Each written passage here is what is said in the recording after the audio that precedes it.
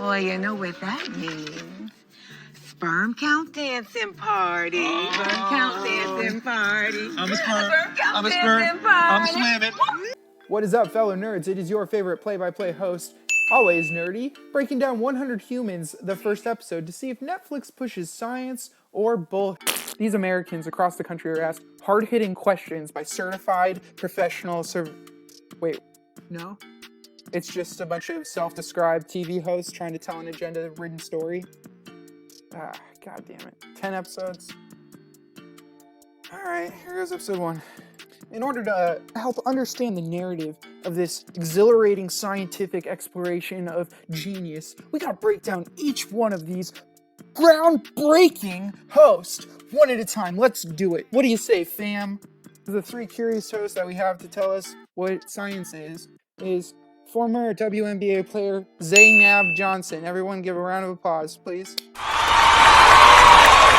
Our second non-scientist but curious host to tell us about science, his name is Sammy Obed. This comedy goldmine right here carries the show, in my opinion. Let's give him a round of applause. Our very third scientist, without actually being a scientist, to tell us about science is none other than Kathy Griffin. Our third TV host that actually has experience with none other than Mythbusters is Carrie Byron. And here we have our third scientist, Allie Ward, who appears to still have her first husband's dead body from the tragic suicide still hanging in the closet in the back there. Allie Ward, everyone. These hosts explain that they've come up with these experiments. They are the ones who produced them. So don't expect anything other than a TV show telling a narrative. Now, before we bust into these terrible experiments, we're going to look at the population-wise here first. Say that about 325 million people are in the United States right now. I'll throw these wannabe scientists a bone here, but this is not a significant sample size to represent America. Even though they have a story they want to tell, maybe they figure 100 people is enough to fool the audience into believing it is. Your red cards, place them on top of your head if you believe that you are not in the top 50% best looking among you. This is an innocent experiment that I actually quite enjoyed, and it put a false sense of hope into my head for the rest of the show. So statistically, 50 uggos should walk off the board. We should be left with 50, but we do not. We have 74 people who really think that they're more attractive than, anybody else. Let's see who some of those people are, why don't we? Like, I'm not a person to pick on people for things that they can't control, but let's be honest. These people need to reflect on the decisions they made today and really reassess the reality versus fantasy. I mean, come on, Grandma. I know you love your purple hair, but do you really need to think that you're in the top 50% after your 75th birthday? Let's be honest. After the first round of those uggos walking off the court, we have beautiful people subjected to a second purging. Another 50% decision. Are you in the top or are you in the bottom? We all know that this beautiful hunk of man with chops so succulent and delicious you throw him on a grill and eat him up yourself, he's gonna stick around for round 2. Surely. The top 74 people, like this beautiful bombshell, had to decide whether they were in the 50% or the 37 most attractive people in the group of 100. I don't know about you, but I couldn't make a decision. Exit the script. If the humans aren't lying to themselves, half of the 74 should exit, leaving 37 humans. 65 people? How the hell does that happen? No, we've learned actually that these people that are auditioning for the show have to tell themselves that they're beautiful, because if they don't, well, no one will. The 124-year-old outliers from the first experiment are not the only statistical inaccuracies that are littered throughout the show. I mean, you can't go and experiment without finding something that has you scratching your head and also your nuts at the same time. After the audience being hooked in from that exhilarating experiment, we're mansplained by Netflix about how the power of attraction can really affect your dance moves, whether you go to jail or not, or even your work. What? We'll be asking all the hard questions, like, does being a good dancer mean you've got some really potent swimmers? All right, somebody write these wannabe scientists a memo here. These are offensively stupid questions to ask. You're telling me little Jimmy from Breaking Bad, his little fishies couldn't swim upriver because he can't dance? And being funny gets you laid. I see you, every male comedian ever. And finally, can good looks keep you out of jail? Get strategic color commentary here inserted by former WNBA player. I see you, every male comedian ever. Yes, because comedians like Joe Rogan or Bill Burr are just in it for that sweet poo-tang.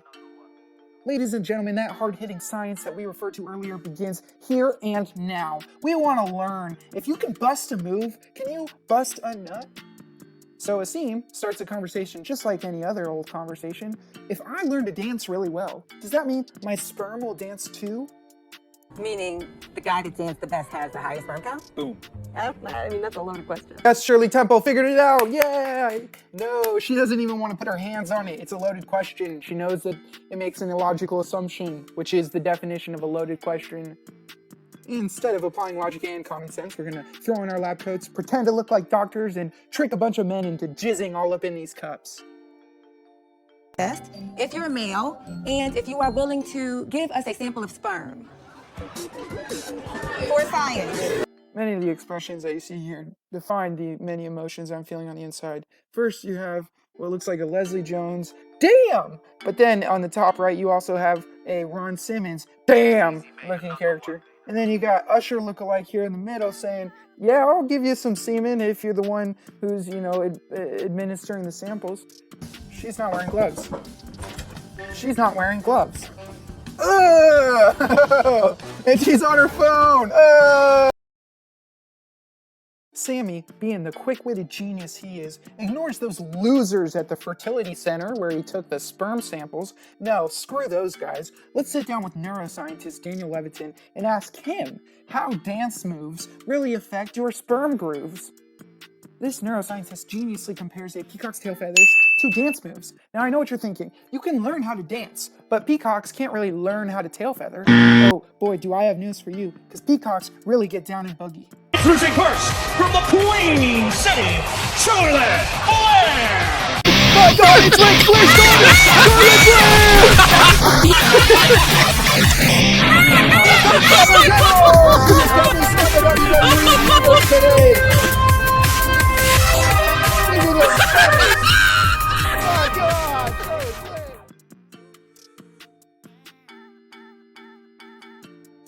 Before we get the results of the dance-off and the gross sperm collection, we get jolted into experiment 2. Does a uniform make you more attractive? Now, any aspiring researcher with a free left hand can see that face symmetry, structure, your hip-to-waist ratio are all the primary factors in relation to attraction.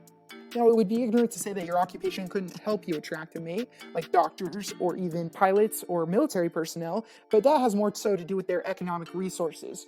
Conversely, a uniform could hurt a potential person's ability to attract a mate if that cultural aspect is something that disdains or annoys the potential mate. In order to test whether uniforms make people more attractive, half of our humans will meet people in uniforms, and the other half will meet the same actors in street clothes.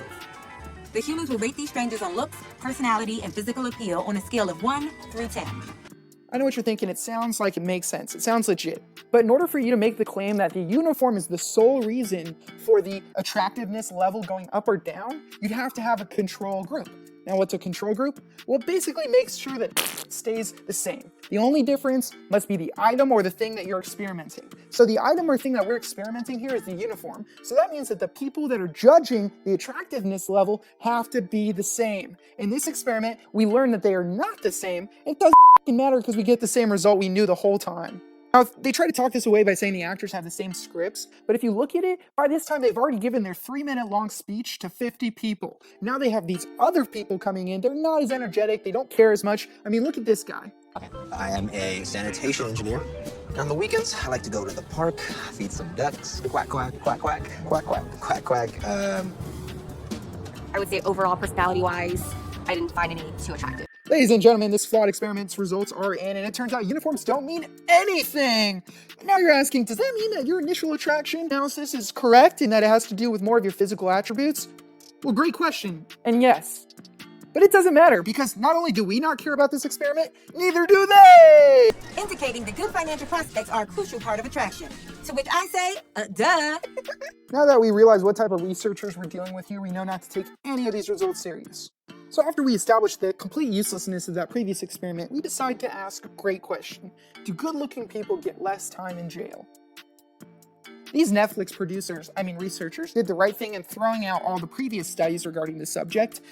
Screw that Cornell study that said juries convict attractive defendants at the same rates as long as the evidence is strong and the offense is serious. No, screw them. And you know what? Screw that professor that said men receive 63% longer sentences for the same crime than women do. No, you know why? Because the injustices don't have to do between men or women or even race in America. No, it has to do with the uggos. If you're more attractive, you are the problem. The short answer to this question is no. The long answer to this question is yes if you're a woman. The number of flaws in this experiment are so numerous, but we'll use this first example to show you them.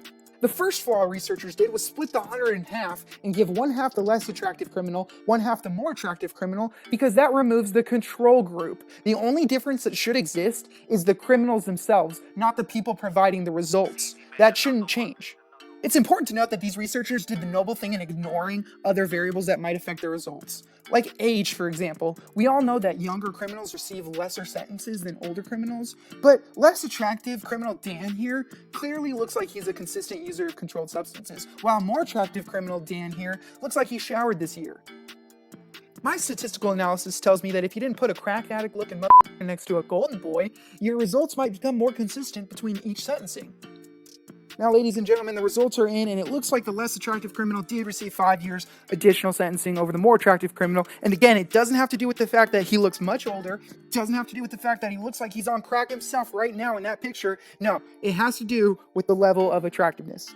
Now, the researchers do the right thing again and ignore the age differential that might play into sentencing here. You see, the less attractive criminal does look twice the age and might attract double the length of sentencing because of that, but we're going to ignore that and just apply that to attractiveness overall. Let's see what the results say.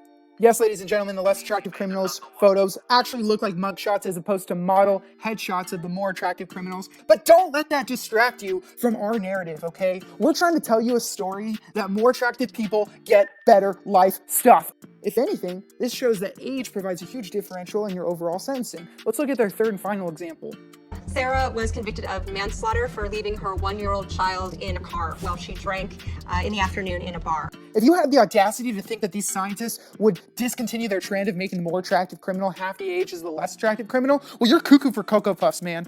This line right here exemplifies why there needs to be a control group, and this lady needs to see both the criminals. Will she say someone like that needs to be put away for a long time in both examples? Or will the attractiveness change her judgment and be the ultimate determining factor as to the sentence of the crime? Yeah, but control group. We'll show one girl who's 17, 18 that can have another kid, and then we'll show a much older lady, and we'll just compare those two sentences and just attribute it to their attractiveness. In order to establish authority in their "we're right, you're wrong" narrative, they brought on Jody Armour, professor of law at USC. Let's see what kind of outstanding citizen this guy is based off of his Twitter page. Oh, Jesus. USC Crocker professor. What? What kind of theory is that? I don't get it. I'm going to have to call up USC and kind of figure out what type of theory that is. What a great guy, though, Jody Armour.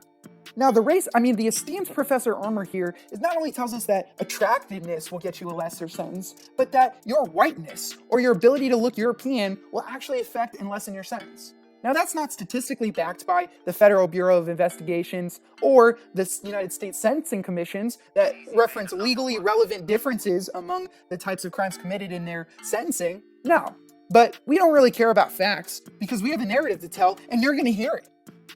Don't take my word for it. Let's hear what he has to say. The darker skin you are, the more death-worthy you're deemed. I have to recognize my male privilege.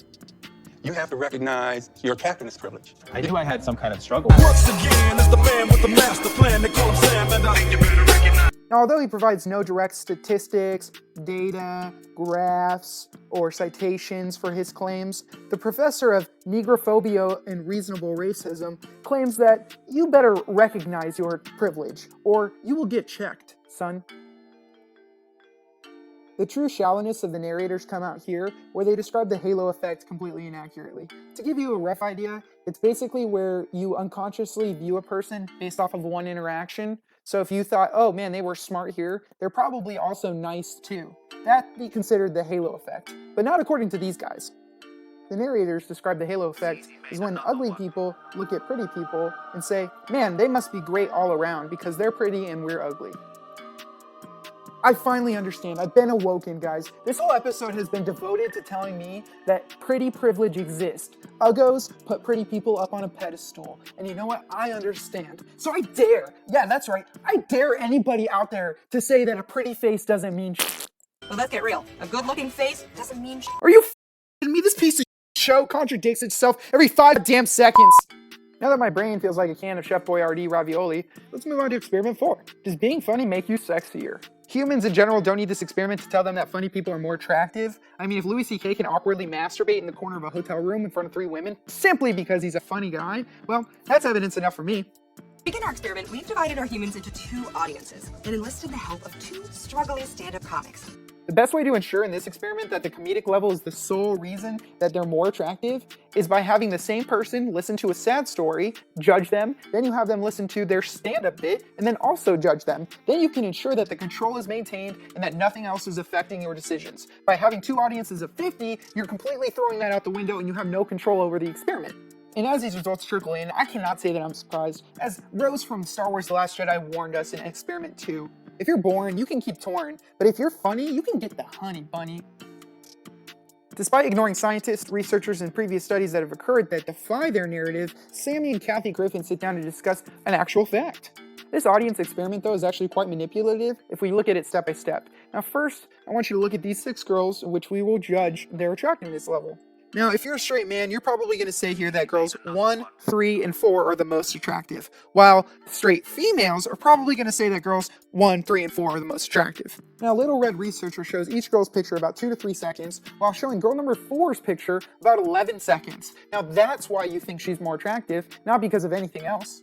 You know, who the hell believes in love at first sight anyways? We only fall for people for one simple reason: familiarity.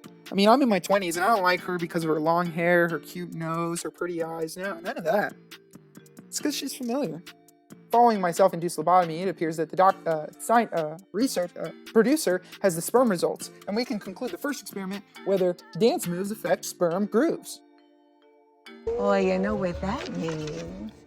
Sperm count dancing party. Sperm count dancing party. I'm a sperm. Sperm count I'm a dancing sperm. I'm party. swimming. To know really what it was.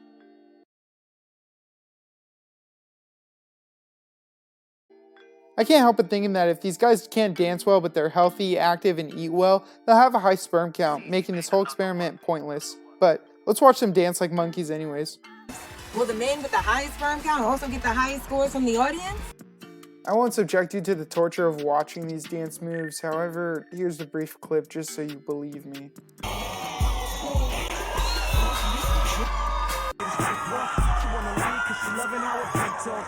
Now, although Dora the Explorer and Justin Timberlake are eating this up, human number 64 points out that these aren't even dance moves. I don't know if I'm surprised that the only 2 guys that could dance were brothers of color, but who cares? They could bust a move, and they did well. Fortunately for us, the aneurysm-inducing episode is nearing its end, and we will learn the results to yet another pointless experiment. As this tiny 10-man sample size shows, your dance moves don't affect your sperm grooves. I mean, it's something you learn how to do, not something that you grow in your testicles, let's be honest. I sincerely apologize for dragging you through the mud that is 100 Humans. I get it's supposed to be entertaining, it's supposed to be a show, but they pretend to be scientists, they pretend to be doctors with their lab coats. It doesn't really make much sense, and for that, I mean, don't take my word for it, let's take Sammy's. Sounds like junk science to me. Thank you for sticking around in the video. If you hated it as much as Amy Schumer did, then please downvote it and comment why. If you liked it, please subscribe because there's more videos to come. Have a great day.